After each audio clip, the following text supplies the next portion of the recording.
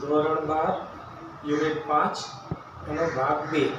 Okay, the most ferocious kind of the ant are the driver ant of Africa. એક અલગ વાર્તા કહી રહ્યા છે અહીંયા. ધ મોસ્ટ એટલે સૌથી વધુ, ફેસિયસ એટલે ખતરનાક, ભયાનક યા ડરાવણી, કાઇન્ડ્સ એટલે જાતની, આન્ટ્સ એટલે કીડીઓ, આર ધ ડ્રાઈવર એ શું છે? ડ્રાઈવર એટલે કે ગાડી ચલાવનારી નહીં પરંતુ ફરતી રહેતી, જેનું ચોક્કસ ઘર ના હોય એવી ડ્રાઈવર કહેવાય છે. આફ્રિકા, ચલો આ બી આફ્રિકામાં છે એટલે ચિંતા નહીં. આવી ખતરનાક કીડીઓ છે કે જે ડ્રાઈવર કીડીઓ કહેવાય છે, જે આફ્રિકાની અંદર આવેલી છે, જે સૌથી ડરાવણી, ભયાનક, ખતરનાક છે. They have no fix home, તેમને પોતાનું ફિક્સ એટલે ચોક્કસ ઘર નથી. They have no fix home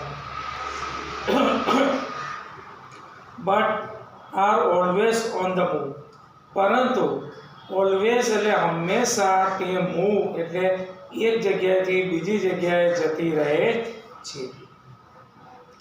they are completely blind, તે સંપૂર્ણપણે, બ્લાઇન્ડ એટલે આંધળી હોય છે. કમ્પ્લીટલી એટલે સંપૂર્ણપણે આ કીડીઓ આંધળી હોય છે, એટલે આંખોથી દેખાતું નથી. પરંતુ દે માર્ચ, તેઓ માર્ચ કરે છે, કૂચ કરે છે, ચાલે છે. In long distance, long line, many millions along, many એટલે ઘણા બધા, મિલિયન્સ એટલે લાખો, દૂર દૂર સુધી એ જાય છે. એન્ડ ધે ડિવોર એટલે કે ખાય છે, ખોરાક લે છે. એની એનિમલ, કોઈ પણ પ્રાણીને, that happen to B in their પથ, જે પણ એ કીડીઓના રસ્તામાં, પથ એટલે રસ્તામાં આવે તેને શું કરે છે? ખોરાક તરીકે ખાઈ જાય છે.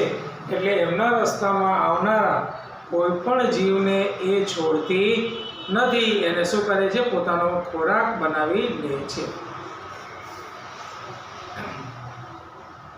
ઇવન લાર્જ એનિમલ, જો કે લાર્જ એટલે વિશાળ, એનિમલ એટલે પ્રાણીઓ, લાઈક ટાઈગર જેમ કે વાઘ, elephant Hathi,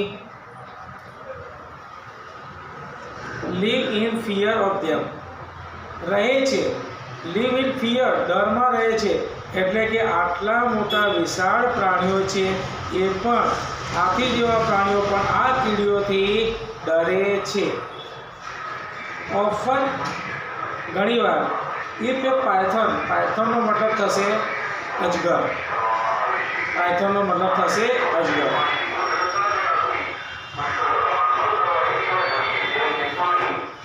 Unable to move after swallowing his dinner happen to be in the path of the marching lines, then this creature eat both the python and the animal is the stomach. જો કેટલી ખતરનાક છે. Often ઘણીવાર, if A Python એટલે કે અજગર, enable એટલે કરી નથી શકતું, to move after the swallowing dinner, જ્યારે એમણે ડિનર કરી લીધું હોય એટલે સ્વેલોઈંગ એટલે ગળી લેવું. અજગર શું કરે છે? ધારો કે હરણ છે, એને ખાઈ લીધું, તો હરણને ગળી લે છે, તો એ સાપ છે એટલે કે અજગર છે એ હલનચલન કરી શકતું નથી, કારણ કે થોડે 5 કલાક સુધી એ શું થઈ જાય છે? એક જ અવસ્થામાં આવવું પડે છે.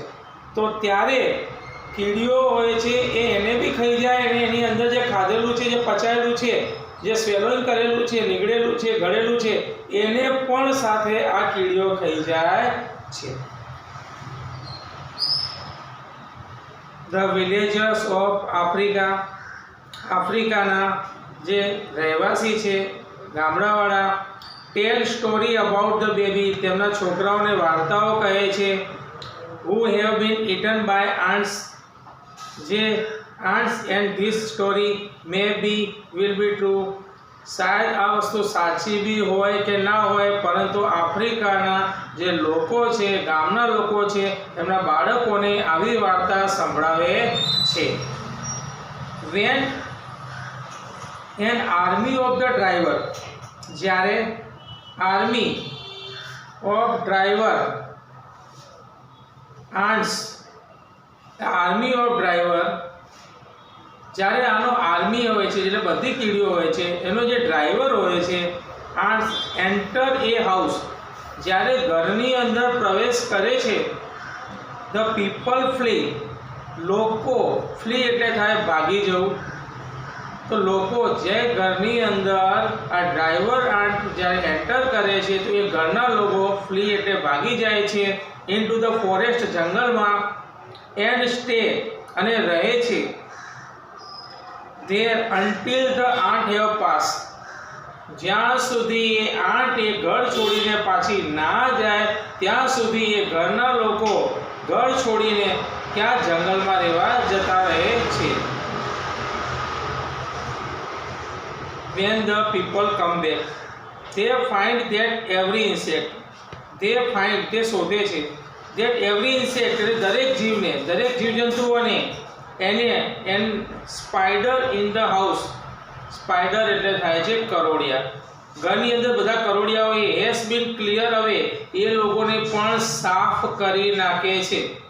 તો જ્યારે ડ્રાઈવર આંટ ઘરમાં પ્રવેશે છે ત્યારે શું કરવું પડે છે? ભાગી જવું પડે છે. લોકો ત્યાંથી જંગલમાં જતા રહે છે અને ત્યાં સુધી નથી આવતા જ્યાં સુધી એ કીડીઓ પાછી બહાર ના નીકળે, અને એ લોકો શું કરે છે? આખા ઘરની સફાઈ કરી નાખે છે, એટલે કે સ્પાઈડર જેવા જીવજંતુઓને પણ નષ્ટ કરીને ખતમ કરી દે છે. ઓકે મિત્રો, સારું લાગ્યું? Thank you very much.